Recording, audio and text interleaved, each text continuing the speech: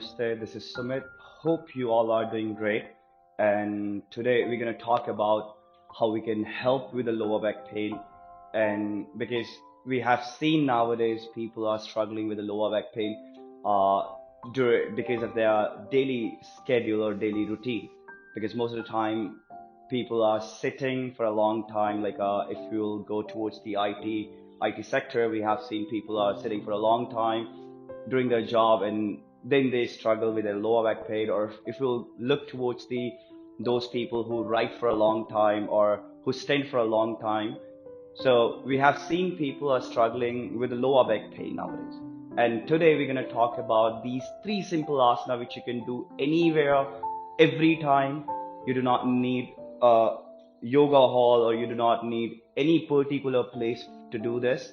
And today we're going to talk about these asanas which help you to release a lower back pain. Basically what happened during the lower back pain, because we have few muscles coming from the lumbar to our front pelvis, which we consider as a psoas muscle.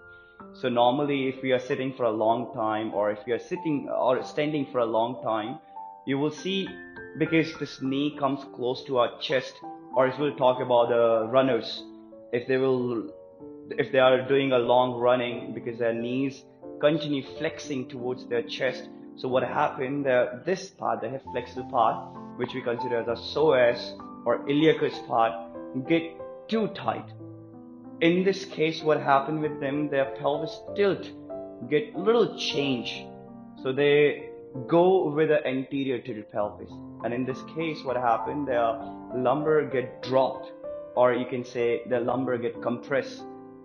And because of that, which create a condition of degenerative sometime in an early age, we also say. And what we need to focus, or what we are going to focus today, we're going to focus on how to elongate that lumbar area and how to get rid of the tightness around our psoas, which is directly connected with our lower back muscle. So today we're going to talk about those three asanas, which is very simple and everybody can do it. Let's go back onto our mat and we will see what is it.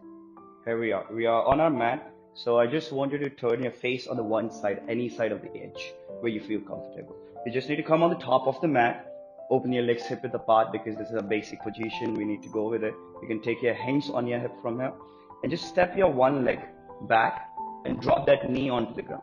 If you are struggling with a knee pain or something, or the shin pain, you just need to fold the blanket and put underneath your shin area.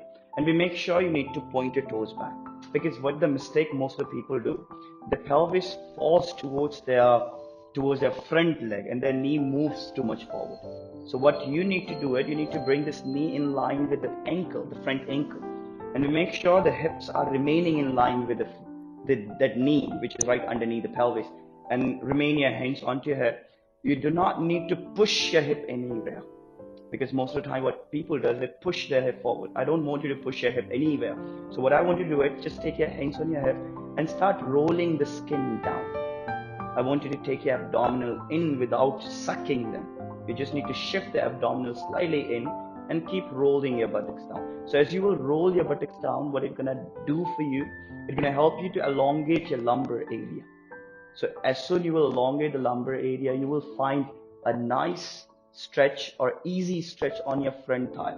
That means once you start feeling onto the front thighs coming, the back leg front thigh, if you find any stretch, that means you are releasing the tension off from your lumbar and the psoas muscle. That's the first asana, considered as Anjani asana, or low lunge position.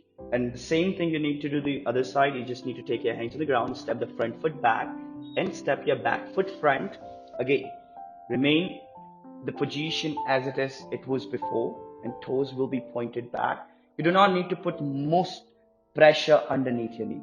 You do not need to do that. You need to press your back foot against the ground and keep rolling your buttocks downward. Do not push your hip forward. Just keep lifting your chest. Find that easy and nice stretch onto your front pelvis, that psoas muscle, and then slowly release it, and then step that back foot front and just quickly shake your legs for a second. And the second asana we're going to talk about, that's called Cobra Pose, and how it works in our lower back pain help. It helps us to release the tension from the lumbar. So what you need to do, you just need to lay onto your belly, Just lay down, and we make sure once you lay down onto the ground, your hands are not remaining onto the floor. Your hands, your elbows, your forearms are not remaining on the ground. Just take your hands slightly back, so your palm must be underneath your elbow, so your shoulder can roll backward. You just need to take your forehead down, relax for a second. You can open your legs hip width apart. You do not need to squeeze your glutes, but what most of the time happens, people squeeze their glutes, they force their pelvis down towards the earth. You do not need to do that. What you need to do it, you need to relax your lumbar. You do not need to squeeze your glutes. Just press your hand against the ground and keep moving your chest forward, and keep rolling your buttocks, keep rolling your shoulders back, keep rolling your buttocks back, rather than you squeeze your buttocks. So your toes will be pointed. You just need to free your head, free your lumbar, free your glutes. Just keep moving your chest and keep pressing your hands against the ground. You can repeat this asana for 2 to 3 times for 10 to 20 seconds each time. And from there, you just need to come back and sit back into the Adho Mukha Virasana. Just let it go your hairline down. So that is our second position, which is called Cobra Pose. And what the mistake people do when they go into the Cobra Pose, they force a lot their lumbar when they come into the position. They do not elongate their spine. They force their spine backward. And I want you all to not force. What you need to do it, you just need to elongate easily your spine. And the third position we're going to talk about called half bridge pose, which help us. And what you do not need to do here, you do not need to just push your hip upward. You need to understand the function, how it works on your lumbar. You need to release the front pelvis. If you push your pelvis just up, it's going to give you pressure on your lumbar back.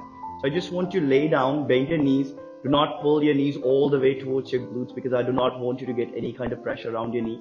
You just need to hold your sides of the mat, keep your feet right underneath the knee. From here, this is called front pelvis. So I want you to move your front pelvis, how you engage your core the same way. You just need to move your front pelvis bone towards your belly and start lifting with the glutes up.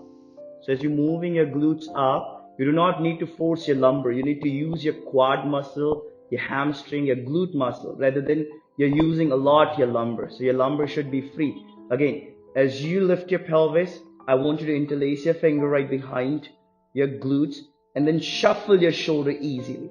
If you feel like you can't interlace it, just take your hands on the sides of the mat. Keep lifting your chest. Keep moving your buttocks up. But do not force from the lumbar. And keep pressing your mounts. Keep pressing your feet nicely onto the mat. Be aware about your glutes. Be aware about your quad. Because if it will come on your lumbar, it's giving you back that pain again of the lumbar. If it's coming on your glutes, if it's coming on your quads, that means you're releasing the tension from the lumbar. That's the third position. And how to come back? You just need to unroll your spine onto the ground, and then just bring your thigh towards your belly. Give a nice hug, and bring your forehead to your knee, and then roll on your right side, and then come out of the mat. So these are the 3 easy positions today we talked about, and you can do anytime, anywhere. Just do it before you eat food. So do not do after you eat the food.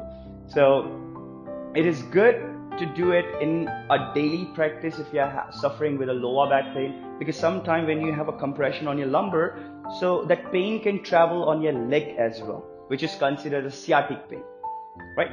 And if it's coming it, and if you're not aware about it, so how it started with a numbness on your leg. If you're sitting for a long time, if you're standing for a long time, it's give you numbness on your leg. So if you will do these kind of stretch, once you got you have that little compression on your lumbar, or you start having that pressure or having that little pain or the soreness around your lumbar area, if you'll do this 3 asanas every day, it will help you to get rid of that lower back pain. Thank you. We'll be coming back soon with another video. Thank you.